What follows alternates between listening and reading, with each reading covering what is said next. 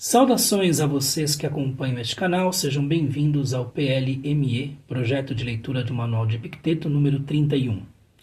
Continuando com nossa série, nós nos aproximamos do final do manual e falaremos hoje de mais duas entradas ou dois capítulos, isto é, 46 e 47. Como sempre, vamos fazer uso da tradução de Aldo Dinucci e Alfredo Julián. Você pode acompanhar o trecho que será lido aqui embaixo na descrição. E também, o primeiro link que está nesta descrição é de um formulário, ou para um formulário, caso você queira ter aulas de inglês comigo. Entre lá, caso seja essa a sua intenção, coloque os seus dados principais e vamos conversar por e-mail e, enfim, ver se é do seu interesse mesmo ter aulas de inglês comigo. Então vamos lá falar destas duas belas entradas, muito interessantes, bastante desafiadoras, tendo-se em vista o Zeitgeist moderno. 46. Jamais te declares filósofo, nem entre os homens comuns fales frequentemente sobre princípios filosóficos, mas age de acordo com os princípios filosóficos. Por exemplo, em um banquete, não discorra sobre como se deve comer, mas come como se deve. Lembra que Sócrates, em toda parte, punha de lado as demonstrações, de tal modo que os outros o procuravam quando desejavam ser apresentados aos filósofos por ele, e ele os levava. E dessa maneira, sendo desdenhado, ele ia. Com efeito, caso em meio a homens comuns uma discussão sobre algum princípio filosófico sobrevenha, silencia ao máximo, pois o perigo de vomitar imediatamente o que não digeriste é grande. E quando alguém te falar que nada sabes, e não te morderes, sabe então que começaste a ação. Do mesmo modo que as ovelhas não mostram o quanto comeram, trazendo a forragem ao pastor, mas tendo digerido internamente o pasto, produzem lã e leite. Também tu não mostres os princípios filosóficos aos homens comuns, mas após tê-los digerido, isto é, os princípios filosóficos, não os homens comuns, mostra as ações. 47. Quanto ao corpo, quando tiveres te adaptado à frugalidade, não te gabes disso. Nem digas em toda ocasião, se beberes água, que bebes água. E se quiseres em algum momento exercitar-te para uma tarefa árdua, faz isso para ti mesmo e não para os outros. Não abraces estátuas, mas se tiveres forte sede, bebe um gole de água gelada e cospe, e não digas a ninguém. Muito bem, duas belas entradas. Nesta primeira, 46, nós vemos que Epicteto pede que os seus discípulos, os seus alunos, procurem agir como Sócrates, que entendam que se Sócrates suportava não ser reconhecido enquanto filósofo, aquele que procura ser semelhante a Sócrates deveria procurar imitá-lo, deveria procurar, enfim, entender que nem sempre os outros entenderão aquilo que é a profissão de filósofo. E na entrada seguinte, 47, nós temos a ideia de que se o indivíduo já começou a ter alguma disciplina sobre o seu próprio corpo, ele deve fazer esses exercícios, né, esta ascesis, de maneira o mais discreta possível, porque ao colocar-se no meio da rua para que todos vejam, há um prejuízo na própria ideia de exercício. Vejamos aqui a 46 com mais vagar. Jamais te declares filósofo. Nunca diga que você é um filósofo. Ainda que o filósofo seja apenas o amante da filosofia. Mas nunca se diga um filósofo, porque um filósofo já completou algumas coisas. Né? Nem entre os homens comuns, idiota aí, né? Aqueles que têm o id muito aflorado, aqueles que são muito peculiares, muito particulares nas suas maneiras de ver. Nem entre os homens comuns, outros dirão homens vulgares, homens profanos, etc. Nem entre os homens comuns fales frequentemente sobre princípios filosóficos. Theorematon. Né? Perit theorematon. Quer dizer, não converse com as pessoas sobre isso, porque elas não vão entender. Ok? E talvez você mesmo não tenha entendido muito bem essas coisas. Mas é muito mais importante.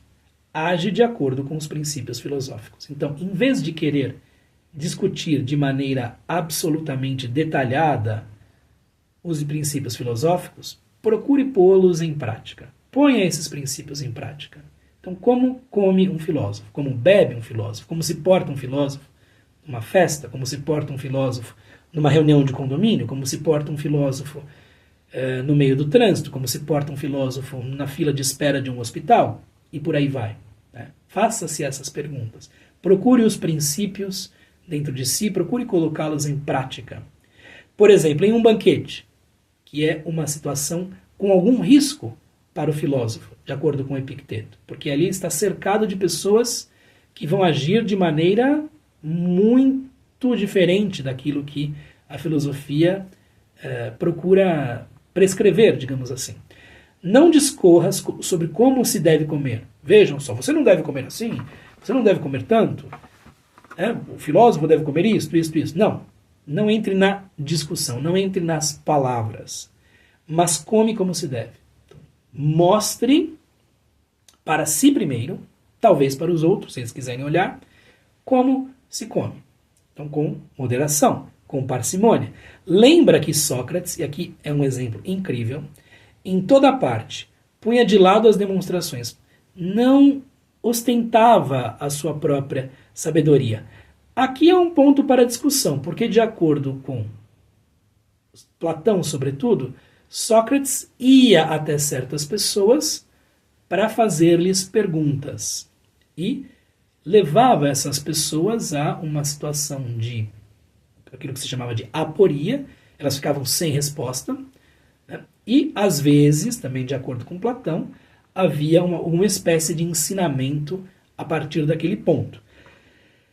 Mas a versão de Sócrates que chega a Epicteto é de alguém que não demonstrava aquilo que sabia, de tal modo que os outros o procuravam quando desejavam ser apresentados aos filósofos por ele. Sócrates pode me mostrar um filósofo, em vez de ele dizer, opa, eu mesmo, é aqui comigo, é com o pai. Não, ele levava, não, vamos ali, vamos levar você até Protágoras, vamos levar você até Gorgias, vamos levar você até qualquer outro professor da época. Então ele mesmo não fazia questão de ostentar, mostrar de maneira aparatosa os seus predicados, né, interiores, digamos assim. Você quer que eu leve você para um filósofo? Aqui, eu levo você para um filósofo. Né? E ele os levava. Porque se a pessoa que o procurava não reconhecia que ele, Sócrates, era um filósofo, não era alguém com quem ele deveria ter nenhum tipo de ligação mais estreita. E dessa maneira, sendo desdenhado, ele ia e levava as pessoas. Né? Sócrates conhece algum filósofo? Claro, ele mora ali. E levava as pessoas. Né? Com efeito, caso em meio a homens comuns uma discussão sobre algum princípio filosófico, chamados teoremas, enfim, alguma teoria filosófica, apareça, sobrevenha, silencia ao máximo. Não procure ensinar os outros. Olha só. Né? Procure ensinar os outros. Pois o perigo de vomitar, aqui vejam a metáfora com algo que está sendo feito no banquete, né? O perigo de vomitar, então no banquete se ingerem coisas, então o perigo de você vomitar algo que não foi bem digerido, imediatamente o que não digeriste é grande. Então você talvez tenha muito menos domínio sobre o assunto do que pensa. Domínio, inclusive, do ponto de vista dos argumentos falados, da argumentação em palavras. Né? E quando alguém te falar que nada sabes, você não sabe nada, né? E não te morderes, quer dizer, você não se sentir mal com isso, né? Você terá atingido um patamar semelhante ao de Sócrates, que dizia que nada sabia. Né? Eu só sei que nada sei. Então, isso é algo muito distante de todos nós, né? Muito, mas muito distante. Porque se você julga saber alguma coisa em uma determinada área e vem alguém e diz, você não sabe nada, é uma porcaria, seus argumentos são um lixo, etc, etc, em geral você se sente muito mordido com aquilo. Sabe então que começaste a ação, quer dizer, começaste a ação de se educar filosoficamente de maneira plena. Você começou a se tornar um verdadeiro amante da sabedoria, porque o que você é a sabedoria. não ser visto como sábio. Né? Do mesmo modo, veja aqui também a comparação que vai ser feita, o símile. Do mesmo modo que as ovelhas não mostram o quanto comeram, trazendo a forragem ao pastor, mas tendo digerido internamente o pasto, produzem lã e leite. Então as ovelhas, quando saudáveis, para mostrar a saúde, digerem o alimento. Caminham, fazem exercícios e assim ficam com uma pelagem bela, ficam, enfim, gordas, luzidias, lustrosas, né? Ficam bem, elas digerem. Então é necessário digerir os princípios, digerir as argumentações, não se colocar nisto por aparato, por orgulho, por demonstração. Eu vou mostrar isto, etc, etc. Né? Enfim, se eu seguisse este canal não existiria. Muito bem. Mas não demonstrar este conhecimento, porque a possibilidade de você vomitar algo que não sabe é imensa. Você não sabe direito. Nem isso se impregnou nas suas ações, nem a própria argumentação é algo que você domina. Também tu não mostres os princípios filosóficos aos homens comuns, mas após tê-los digerido, mostra as ações. Então, se você quer, enfim, você quer entender o que é o caminho filosófico, é o caminho pelo qual, apreendendo os princípios, digerindo esses princípios, trazendo-os dentro de si próprio e processando-os dentro de si mesmo, você consegue transformar estas coisas todas em ações. Estas sim que estarão de acordo com a filosofia. Então é muito interessante esta visão.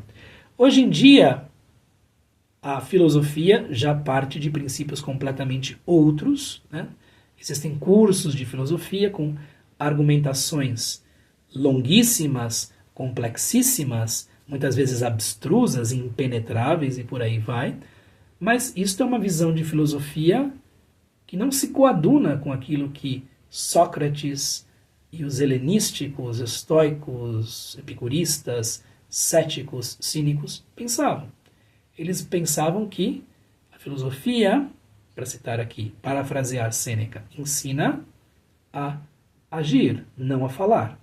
Falar belamente sobre coisas complexas talvez tenha o seu valor, mas isto não é para os antigos filosofia. Para os antigos é absorver os princípios e transformá-los em ações.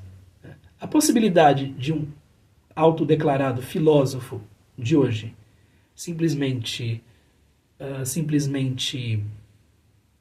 usar as palavras como um mero palavrório, virar as costas e agir pior ainda do que as pessoas comuns, é imensa. É imensa. Porque, além disso, haverá o senso de superioridade por conta da sua eloquência, por conta, enfim, dos seus títulos, etc. Isso é muito, muito arriscado.